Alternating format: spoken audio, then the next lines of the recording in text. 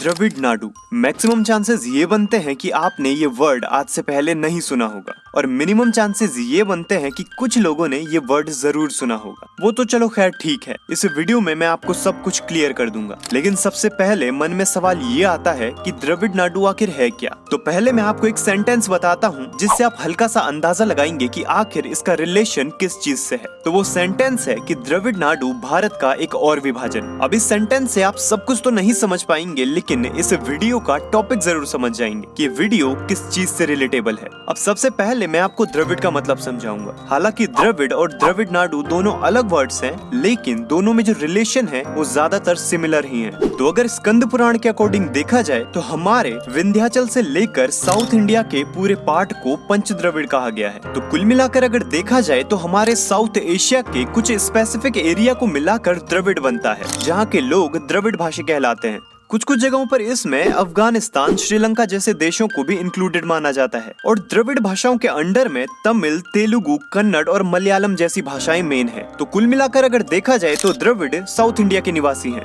अब द्रविड़ के बारे में जब हम समझ ही चुके हैं तो उसके बाद सवाल ये उठता है कि आखिर द्रविड़ नाडु क्या है। तो अगर देखा जाए तो हिंदी में द्रविड़ नाडु का एक अर्थ निकलता है कि द्रविड़ देश। लेकिन आखिर ये द्रविड़ देश है क्या, ये कौन सा एरिया है और इसके बारे में हमें क्यों जानना चाहिए। तो आपको एक बात बता दूं कि इंडिया की हिस्ट्री में ये भी एक बहुत बड़ा टॉपिक है। हालांकि लोग इसको जानते नहीं हैं, लेकिन ये भी एक टॉपिक है। तो जैसा कि मैंने आपको शुरू में बताया था कि द्रविड़ नाडु भारत का एक और विभाजन। तो जी हाँ, ये भारत का एक और विभाजन था, जो कि हालांकि हुआ नहीं, लेकिन अगर हो जाता तो भारत की संस्कृति और भी छोटी हो जाती। तो कुल मिलाकर अगर देखा जाए तो भारत के दक्षिण में वो लोग अपनी संस्कृति से उतने ही जुड़े हुए हैं जितना कि वो पहले भी थे। तो अगर वही एरिया हमारे देश से अलग हो जाता तो हमारे पास बचता ही क्या संस्कृति के नाम पर उत्तर, पश्चिम और पूर्व भारत। तो आज के इस वीडियो में हम आपको द्रविड़ नाडु के विभाजन की पूरी कहानी बताएंगे कि उसके पीछे किसका हाथ था, ये क्यों हुआ था और आखिर इसे टाला कैसे गया। सो हे फ्रेंड्स, स्वागत है आपका मेरे चैनल वन क्लिक हिस्ट्री पे एक और न्यू वीडियो के साथ में। तो आज के इस वीडियो का टॉपिक है द्रविड़ नाडु भारत का एक और विभाजन। तो चलिए आज के वीडियो को शुरू करते हैं।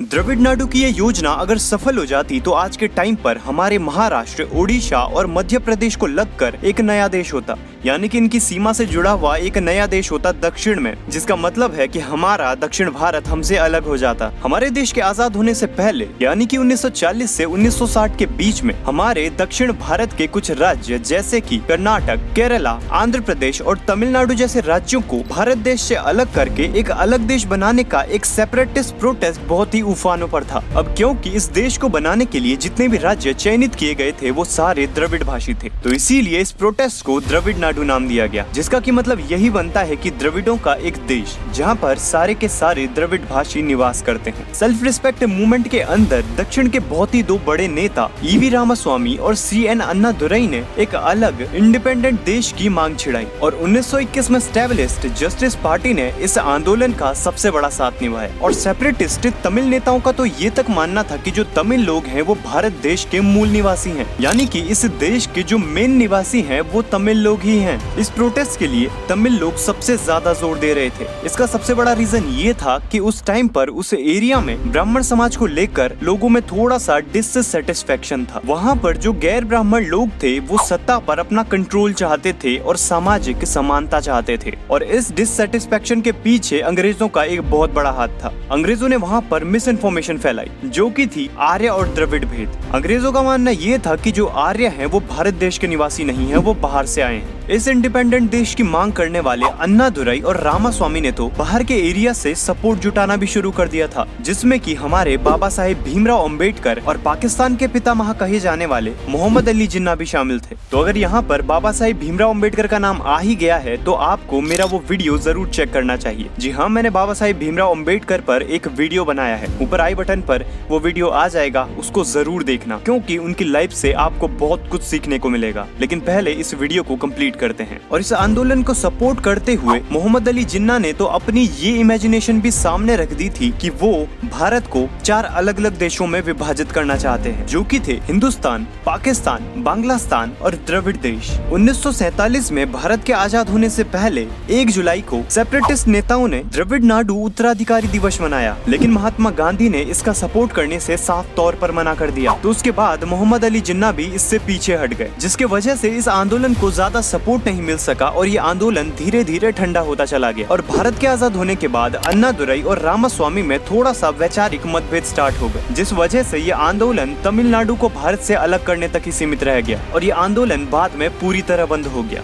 और इस पूरे टॉपिक में मैं आपको एक और बात ध्यान दिलाता हूँ। यहाँ पर सबसे चौंकाने वाली बात ये देखने को मिली कि अंग्रेज, जो कि इसी कदम चिन्ह पे चलते थे कि फूट डालो और राज करो, उन्होंने भी इस देश को मान्यता नहीं दी और बाद में जवाहरलाल नेहरू ने अलगाववाद को इलीगल घोषित कर दिया, यानी कि सेशनिज्म को पूरी तरह इलीगल घोषित कर दिया और इस तरह के आंदोलन को इलीगल घोषित कर दिया गया। अब इसमें सीखने को ये मिलता है कि मैंने वीडियो में आपको पहले बताया कि तमिल के लोग किस तरह अपने आप को इस देश के मूल निवासी मानते थे, लेकिन सच्चाई तो ये है कि इस देश का मूल निवासी कोई भी नहीं है। आखिर में हम सभी अफ्रीका महाद्वीप से निकलकर भारतीय उपमहाद्वीप पर बसे हुए प्रवासी ही हैं। और अगर इस बात को थोड़ा और डीपली देखा जाए तो कुल मिलाकर हमें यही समझ आता है कि हम सब भारतवासी हैं।